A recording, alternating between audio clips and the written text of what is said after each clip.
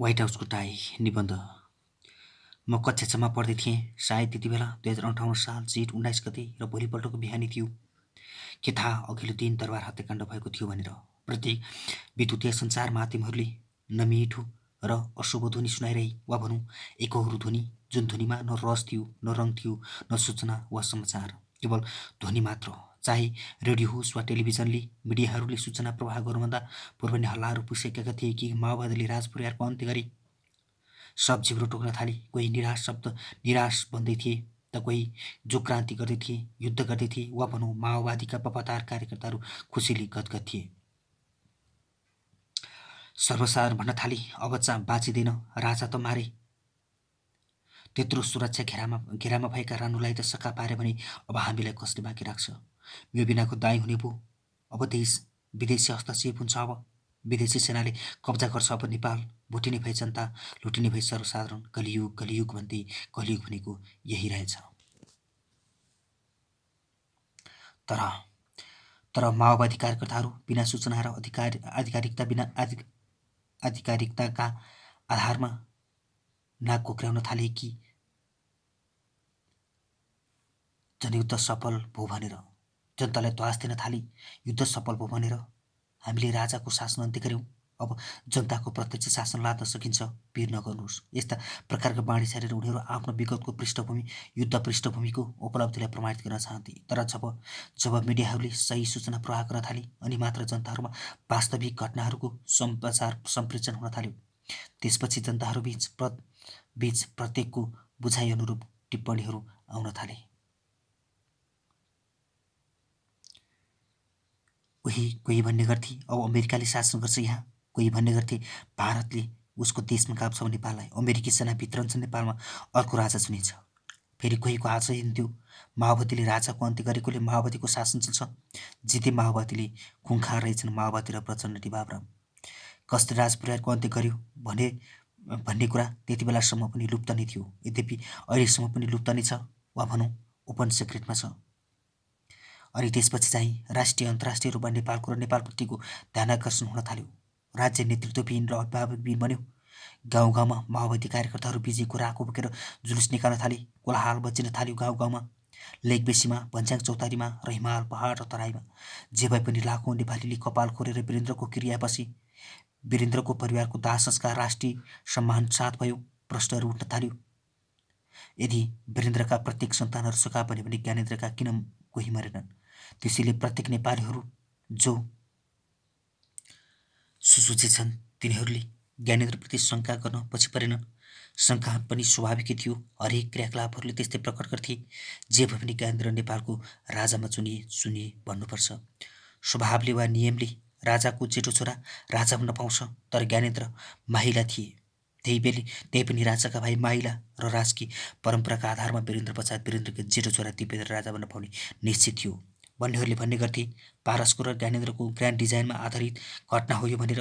हुन पनि पारसको राजा बन्ने आकाङ्क्षा र ज्ञानेन्द्रको पनि पापी मनोविज्ञानकै प्रतिफल हो दरबार हत्याकाण्ड भन्ने निष्कर्षमा म पनि पुगेको छु। किनभने के वीरेन्द्रको वंशनाश गर्ने बन्दुकले ज्ञानेन्द्रको शरीरमा एउटा चोट लगाउन सक्दैन? कि वीरेन्द्रलाई आरेखाट पुर्याउने हत्याकाण्डले ज्ञानेन्द्रलाई सिरपेस लगाइदिन सक्छ? यदि ज्ञानेन्द्रको ग्रान्ड डिजाइन अन्तर्गत नभएको भए सायद ज्ञानेन्द्रकै वंशनाश पनि हुन सक्थ्यो।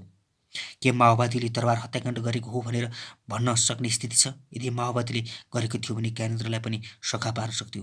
वीरेन्द्रसँग माओवादीको कुनै सम्बन्ध थिएन भने ज्ञानेन्द्रसँग पनि हुँदैन थियो। र अन्य कुनै बाह्य कारणले दरबार हत्याकाण्ड भयो भने भनौँ भने ज्ञानेन्द्रको सत्तारोहण बाहेक नेपालमा किन अन्य ठुला घटना भएन त? कि ज्ञानेन्द्रको सत्तारोहणका लागि दरबार हत्याकाण्ड भएको थियो भनेर भन्न सकिन्न र? ज्ञानेन्द्र एक व्यापारी पनि हुन् भन्ने धेरैलाई थाहा नहुन सक्छ। राजकीय सम्मान र मर्यादाको कुनै ख्याल नगर्ने ज्ञानेन्द्रले वीरेन्द्रको पनि सम्मानमा धोका दिएकी हुन्। तस्करीको दाई राजा वीरेन्द्र यस्तै परिचय।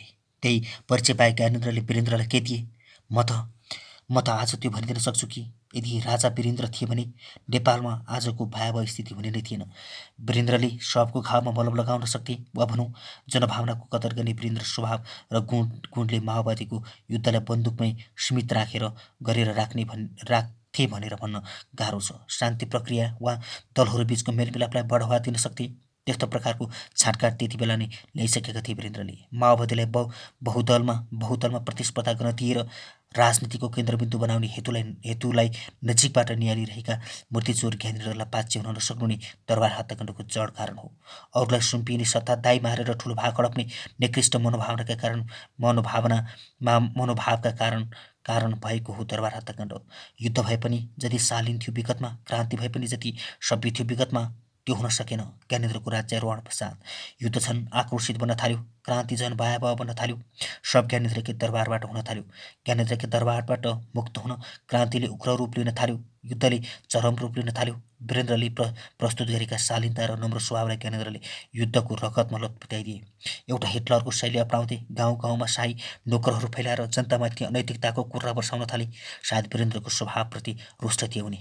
वीरेन्द्रले कदापि त्यस्ता नराम्रा क्रियाकलापबाट जनतालाई दुःख दिने काम गरेनन्। उनले सोचेथे होला सायद माओवादी आतङ्ककारीहरूलाई म ठेगान लगाइदिन्छु। त्यही ठेगान लगाउन उनले दाइ मारेका हुन् सायद। शक्ति हातमा लिन दाइको रगत चुसेका हुन्। एउटा राक्षसी प्रवृत्ति आफ्नो व्यक्तिगत हट र घमण्डीपन नेपाली राजनीति र व्यवस्थामाथि लाद्दा कुन हकीकत हुन्छ भनेर थाहा थिएन होला सायद। सोचेका पनि थिएनन् होला सायद। ज्ञानेन्द्रको सोच त यहाँ एउटा बच्चाको भाँडाकुटी स्वभावको छ। ख्याल रमाइलो हाँसी मजाक। एउटा हल पालकले अर्को शालीन बालकलाई दबाए जस्तो। मूर्ति चोरको अनुभव राजकीय सत्तामा लागु हुन सक्दैन थियो। तस्करीको अनुभवले देश चलाउन सकिन्छ। ठाडो सोच, सिधा विचार। विदेशमा मूर्ति निर्यात गरे जस्तो होइन ज्ञानेन्द्रजी सिपेज भइरहेन। यो त एउटा जिम्मेवारी बोध हो। तर त्यसको कुनै प्रवाह नभएको हजुर जस्ताले त्यसको श्रीपेज शिरमा चढाएर नेपाली राजकीय परम्पराको खिल्ली उडेको छ। दाइको मोजमजामा र्याल काटेर पाउने भई ज्ञानेन्द्रजी मेरो दाइको काठमाडौँमा घर छ। दाइलाई मारेर त्यो घर हडपाउँ। दिनसनै तिताले प्रश्नहरूले म घेरिन्छु कि घेरिन्न, वैधानिकता रहन्छ कि रहन्न हो, यस्तै प्रश्नहरूको उत्तर दिन नसक्ने तपाईँहरूले नै देश चलाउन खोजेकोले आज न्यायालयको प्रतिमूर्तिलाई राजनीतिमा मुछेर देश सुम्पन बाध्य हुनु परेको छ। फेरि माओवादीलाई आतङ्ककारीको सूचीमा राखेर टाउको मूल्य निर्धारण गर्ने हजुरको निर्णयले नेपाली जनवादी क्रान्ति वा युद्ध समाप्त हुन्छ भनेर कसरी र कुन दिमागले सोच्नु भएको थियो? कि त्यही बालहटको स्वभावले हो? हास्यास्पद खेल। थाहा छ हिटलर र सद्दाम कदापि विजयी भएनन्। उनीहरू पनि यस्तै निर्णय गर्थे। भयावहमा रमाउन चाहन्थे। पूर्वार्धमा विजयी भए जस्तो, तर उत्तरार्धमा पराजय। त्यही होइन हजुरको नियति? प्रचण्ड र बाबुरामको टाउको गिधीको मूल्य निर्धारण गर्ने हजुरलाई आज ज्ञान भएको छ कि छैन त्यही गिधीको राजनीतिक खेल कस्तो रहेछ? कहाँ हजुरको जस्तो कौडीको भावको हो र? उनीहरूकै बागचालमा आज राजनीतिको केन्द्रबिन्दु फनफनी घुमिरहेछ। संसदविहीन एकदलीय राज्य व्यवस्थाका लागि युद्ध गरेका उनीहरूलाई राम्रोसँग थाहा छ कि संसदभित्र मुसा बनेर छिरी राज्य व्यवस्थाको एकदलीय हात्ती बनेर निस्कने सब राजनीतिक दलका नेताहरूलाई भेडा बनाएर चपाउन माहिर छन् उनीहरू। विभिन्न रङका काठहरू मैदानमा फालेर राजनीतिक खेल खेली नेतृत्व गर्न खप्पी छन् उनीहरू। कहाँ हजुरको जस्तो लिने बुद्धि हो र? अन्यथा नलागाओस्। यहाँ मगर जातिलाई घृणा गर्न खोजिएको होइन। घृणा त म यहाँ एउटा भूप मालिकै गरिरहेछु, सम्भावित शालिकै गरिरहेछु। बिचरा शालिक भनेर बिच सडकमा उभिने कत्रो रहर थियो होला। त्यो त लोकका लागि एउटा गजबकै विषय भन्थ्यो। टङ्कप्रसादको शालिकले नेपाली जनतालाई गिज्याउँथ्यो। पृथ्वीनारायण वीरेन्द्र र महेन्द्रका शालिकहरूले लज्जाबोध गर्थे। श्री शालिक भन्नु जस्तो दुर्भाग्य केही होइन थाहा छ। दिनरात घाम र पानी खप्न सक्नुपर्छ। हावा हुन्डरी धुलो र ढुङ्गा इँटा र मुढा खाएर बाँच्न सक्नुपर्छ। कहाँ नारायण हिटी बस्न खोजे जस्तो हुन्छ र? कहाँ नारायण हिटीमा बसेर व्हाइट हाउसको टाई लगाई पिजा र बर्गर चुनार गरे जस्तो हुन्छ। दाजुले नसकेर नेपाली जनताको छातीमा गोलीका छर्राहरू नधाबेका होइनन् सहजै। उनमा विचार, विवेक र बुद्धि थियो। किलोसेराको सेना त उनकै बुद्धिबाट धेरै परको विषय थियो। त्यसैले जनतामाथि सैनिक भुटले कुल्चन चाहेनन्। रबु गाउँ बस्तीमा तोप पड्काउन आदेश दिएनन्। शालीनताको स्थानमा आक्रोशको प्रतिस्थापनबाट कस्तो समाजको चाह थियो सहजै।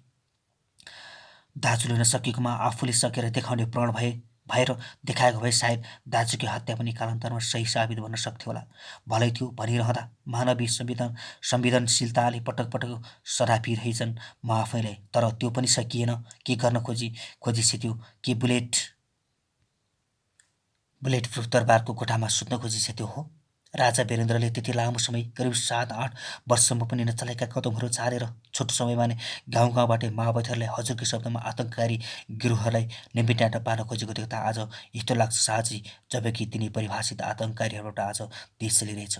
उता माओवादीलाई पनि दमन गर्ने, यता राजनीतिक दलहरूलाई पनि अक्षमताको पगरी गुथाउँदै सत्ताकै हैकमदार पनि पनि आफै बन्न लालायित बन्दै तत्कालीन प्रधानमन्त्री शेरबहादुर देउवालाई सो वा प्रधानमन्त्री पदबाट बर्खास्त गरेपछि र अन्य विविध तत्कालीन राजनैतिक दलहरूप्रतिको आक्रामक व्यवहारका कारणले ती दलहरू मुख्यतः 7 राजनैतिक पार्टीहरू राजदसँग रुष्ट बन्दै माओवादीसँग गला जुन्न पुगे।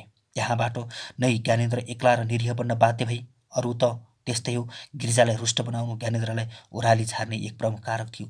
रत्नपार्कमा फुटपाथ बन्दाको पीडाको बदला गिरिजाले त्यसरी लिन चाहन्थे र लिए पनि। नाच्न जान्दैन आँगन टेढो भने जस्तै सबलाई धुस्तु पारेर असक्षमताको पगरी गुथाउँदै श्रीपेज त भिरै मन्त्रालयहरू पनि हडप्ने तीव्र आकाङ्क्षाले ज्ञानेन्द्रलाई अन्ततः नागार्जुन दरबारको छाडैमा पछारिदियो। त्यति मात्र भई त सन्तोष हुन्थ्यो मेरो मनमा पनि, प्रत्येक नेपालीको हृदयमा पनि सायद। तर रगतको सम्बन्ध त्यस्तो हुँदो रहेछ, जुन सम्बन्धले एकअर्का बीचको वंशानुगुण ठ्याक्कै मेल खाँदो रहेछ। केटीकाण्डमा बीच बाटोमा गायकलाई छाडा फान्ने, घमण्डको रफ्तारमा गाडी चलाएर सर्वसाधारणलाई खिच्दै हिँड्ने पटमुर्खका धनी पारसको वर्तमान चर्तिकाले सायद राजकीय सम्मानमा मात्र होइन नेपालीको सम्मानमा पनि ठेस लागिरहेछ। तस्कर र गिरोहमा सक्रिय उही पारस आज एउटा सामान्य राजदूत जस्तो कर्मचारीसँग शरण मागिरहेछन्। अनौठो लाग्छ। विगतको सम्मानित प्रतिष्ठा, राजदूत नियुक्त गर्न सक्ने हैसियत राख्ने राजकीय एउटा सदस्य आज विदेशीको शरण मागिरहेछ, देशबाट भागिरहेछ। दया लाग्छ, तर आफ्नै कर्मको फल, ठुलो बुबाको वंशको श्राप, आफन्तको रगतको श्राप, पाप, अनि त्यही पापबाट प्राप्त परिपाप हो यो। मैले खुसी प्रकट गरेको होइन ज्ञानेन्द्रजी। अब विगतको जस्तो आवेश र आक्रोशनीको विचारमा चले ग्रहदशा झन् बिग्रन सक्छ। पारसको कुबुद्धिमा एसिड हालेर नष्ट गरिदिए हुन्छ, अनि नागार्जुनको दरबारमा बसेर प्राकृतिक साहित्य लेख्नु नै उत्तम होला। अन्यथा छोराले गर्दा तपाईँको जिन्दगीको एउटा निकृष्ट कथा झन् लामो होला। फेरि कलम चलाउन नपरोस्। धन्यवाद।